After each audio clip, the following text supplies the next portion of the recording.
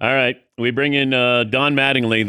The official numbers are 5,231 games over 36 seasons as a player, coach, manager, and you're going to your first World Series.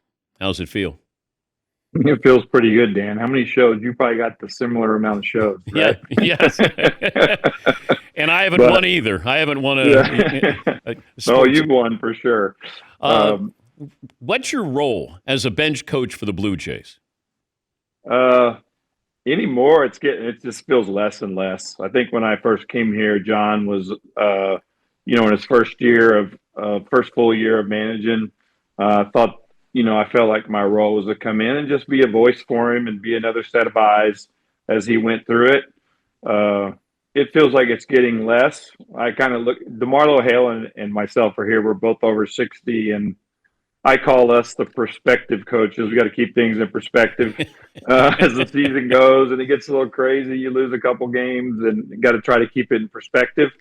But in general, going through the game with John and staying up, I do more of the offensive side of, hey, you want to pinch hit here, we want to run, just kind of staying on top of a few things because he's usually thinking about pitching or what he's going to do next inning or whatever, and I just try to make sure just kind of keeping up with the game for him.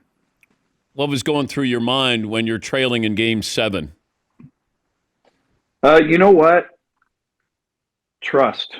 This has been a team that all year long, like through this postseason, we've came down to like we need to win last day of the season to give ourselves a few days and get healthy, get our pitching together.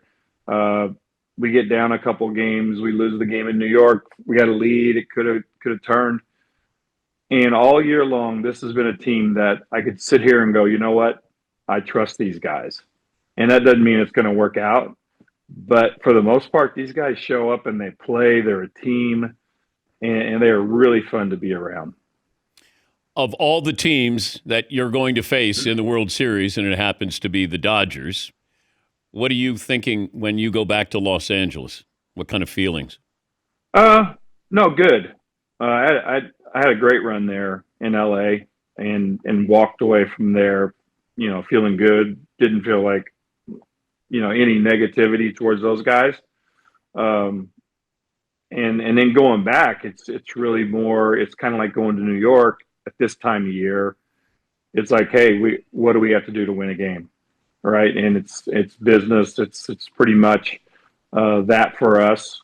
Obviously, I've never been in a World Series, so I'm going to enjoy this. I've been enjoying this ride with this team. Again, it's a fun team. It's a team you can trust. It's probably the best word you can say as a coach or a manager is that you can trust these guys. What's it been like, though, all of those years where you're watching somebody else win a World Series or go to a World Series? Uh, Different phases of that. Obviously, earlier as a player, you always feel like you're going to get there. Always felt like we were going to win it.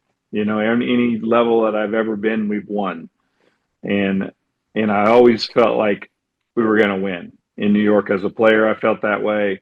As a coach, I felt that way. A coach in LA, I felt that way. Uh, Miami maybe had 1 year there. We had a little run, but it wasn't quite as good as I would have liked there.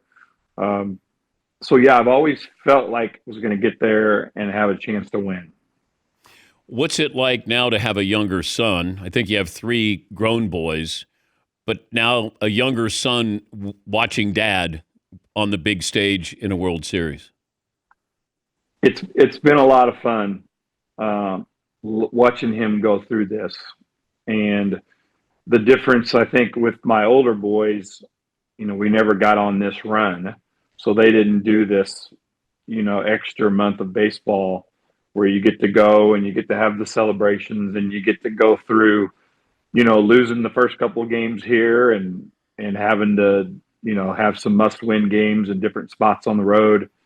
But to have him go through it and kind of see his love of baseball grow, and that's what's been kind of fun this year is he's just really kind of gotten into baseball. Kirk hits a couple homers. The next thing you know, Louis wants to be a catcher. And Yeah. then it's like, okay, this is great. So it's been fun to watch him go through it. But go back, and this is what, 95 when you hurt your back, or you have to make that decision. that you're going to retire? And how old are your boys then? Like, if it doesn't happen, you're going to continue to play for a little while longer. And that team was going to World Series, so you may have held on even longer, but you wouldn't have been at home with your boys at that time. So I don't know. Can you look at it as a blessing that you did get hurt and then you retired so you could be at home? 100%. I don't. I feel like I had a choice at that point in '95, and I was actually starting. I finally had kind of found a routine, with my back that I was able to start to figure out. Okay, I can play, do this much work, and I stay fairly healthy. Right. So that part I'd kind of figured out, but the family part I couldn't figure out because all I was doing in '95 and really '94, I probably would have retired after '94 if the strike didn't come along.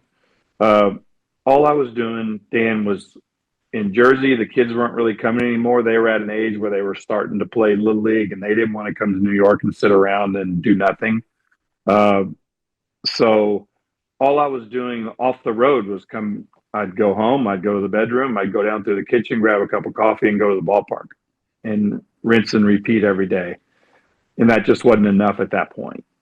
And for me, so the baseball part I still loved. I still felt like I was starting to get where I could produce again. But that other side of it, like the thought of my boys, me trying to play more and not being a part of their lives, I just couldn't do that. And I'm so glad I did what I did. And because I don't think they would have known me near as well if I would have kept playing. And yeah, I lost out, at the end of the day, I didn't get rings I may have had a chance for, but I would not change it at one bit.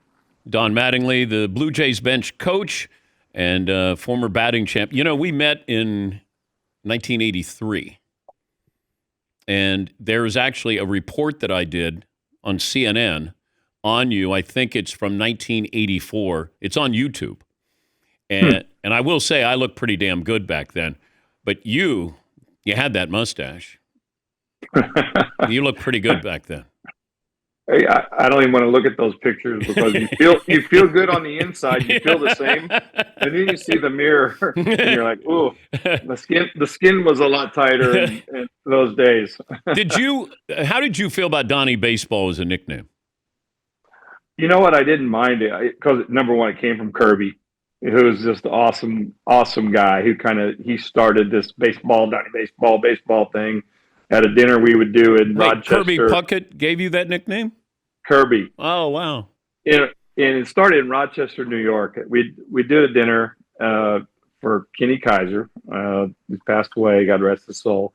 But we do it from every year, and you kind of hang around afterwards. You might have a few drinks, and Kirby's talking and gets going, and Donnie baseball, Donnie baseball. And it just kind of hit, and it stuck somehow. I don't know how it got passed on.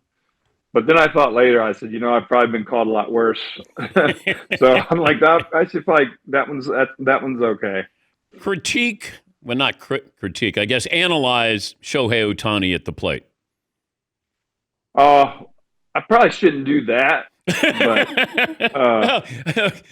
probably shouldn't do that. But, I mean, I haven't looked at him really, really close. But I think like anyone, there are places to go to get him out. Right. And that doesn't mean you can go there all the time. It means you got to find different ways to get there. But the strategy of having him lead off, could you imagine in today's game, you might lead off? Yeah. Yeah. I mean, I think it's different, right? I think it depends on your lineup, right? I think one of my biggest years, Billy put me in a 2-hole, and that was ahead of his time, hitting in front of Winfield behind Ricky. So that was a great spot to hit. I always felt like the 2-hole was probably the best spot to hit in if you have a deep lineup, and that means your 8 and 9 guys are getting on base, which for me in that year I think was Willie Randolph hitting 9th with maybe a 400 on base, and then Ricky it was just a perfect spot. But yeah, the game, I think we've seen it with Atlanta when they did it with Soler in the World Series. They threw him in the 1 hole. He hit some big homers. It gets him an extra at bat. because that spot comes around. If it's a close game in the ninth, you're getting to the ninth, that spot's probably coming around for the extra at bat. And who do you want to get it? A leadoff guy that maybe a high on base guy, or do you want the guy that can change the game right there? So you don't want to give me any secrets. You don't want to give the Dodgers any secrets on what you think of Ohtani. I mean, probably the whole league tries to do the same thing, Dan, with the information that they have today. Everybody knows where you can go or where the spots are to get him out. But that doesn't mean when he's swinging good, he doesn't get there. And it doesn't mean you can just keep going there, right? You can't just keep doing it. You got to find different ways to get to that spot or those spots, whatever they are. And that's what makes it tough. That makes him tough. Mookie, Freddie, they got a club now. So, we're going to show up and play. So it'll be a series. What's your favorite Rickey Henderson story?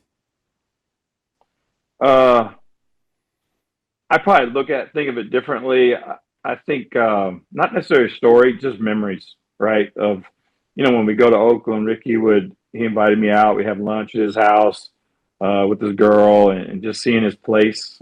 And I remember he had this beautiful weight room. I'm like, man, this equipment's nice. And I said, use this in the winter. He's like, nah, I basically do push-ups and sit-ups and run sprints. So he had this beautiful weight room that he never really used. But I just have memories like that. Just him and I just kind of hit it off, on the field and off. And I thought that's what I think about. Did he talk in third person to you? No, I think we all kind of like take this stuff a little further than it needs to go, right? But Ricky was sharp for me. He was a player that knew what he was doing and was smart. I felt like off the field too. Wasn't doing crazy stuff. Do you feel like an underdog in this series? Yeah, a little bit. I think you have to. The Dodgers have got experience. They won last year. They've showed you see a little bit of the Bulls, like in Michael's years with the regular season doesn't really, it's like they get in, who wants to play them. So they've got that experience and that pedigree. But the great thing about our club, and I've said it a couple of times, they just show up and play. It feels like Sandlot with our guys. I'm kidding. They look like they're having fun. They've always just showed up and played. We lose 2 or 3 in a row during the regular season, they show up and play. If we've won 5 or 6 in a row, they look the same. They show up and they play. And I think that's what we'll do. I think we'll show up and we'll play. We play pretty good baseball. We catch the ball. We run the bases decent. We can put it in play a little bit. Their starting pitching is really, really good. Those the 4 guys they threw that last series, they're all number ones. So it's going to be a battle. Do you think about the Hall of Fame? Now and then, more when people bring it up, only and I think I've changed over the years. You're kind of like, yeah, whatever. I've played my cards or whatever. But I think I look back at it now and go, you know what? There's not a guy in there, a pitcher in there that I don't think I could hit. There really isn't. There's never been a guy that I didn't think I could hit. And I know that if I was on the field with those guys, I wouldn't be out of place. But after that, what am I going to do? You keep going. Yeah, but we put in guys who got injured and their careers cut short. We do this in all sports, especially football. Yeah, but Dan, you know what? I'm not going to politic. I basically did what our club does. I showed up and I played. Now I'm raising boys and getting along in baseball, getting older. I think I'd be just as happy being a bench coach or an advisor or coaching Louis' 10U team. It's just like, and just get a different perspective over time. So that part of my life is, those cards have been played, but I do feel like I know I wouldn't be out of place on a field with any of those guys. So Randy Johnson, Steve Carlton, no problem. Bring them on? No, I say bring them on. I don't say no problem. You know what I mean? There's guys that give you problems but you figure them out. You got to try to figure it out. And Randy was kind of the opposite. I hit Randy early really well. As he started to get the slider over, he'd give me more and more trouble, right? And that doesn't mean that like Carlton, I faced him, but he was kind of past his prime where I didn't get to see the nasty slider and all that. But I just know that I figured it out. I figured it out. I've never felt like anybody really ever overpowered me, and nobody that I felt like threw too hard for me, any of that kind of stuff, and just kind of always figured it out. Great to talk to you again. Congrats. Have fun. We'll be watching, and thanks for joining us. Thanks, Dan. It's always good to talk to you. And I didn't get thrown out of a game this year. I know. I thought I could have gotten a uniform, a Toronto uniform. I got your Dodger uniform over there, still on display in the mannequin. Oh my! And I have your Hitman poster in the man cave as well. I like it, Dan. All right, you guys have a good one. Thank you, Donnie. So Friday night World Series, Donnie baseball. I did not know that Kirby gave him that nickname. But Kirby was such an enthusiastic guy. He was always in a good mood. All right, let me take a break. We're back after this Dan Patrick Show.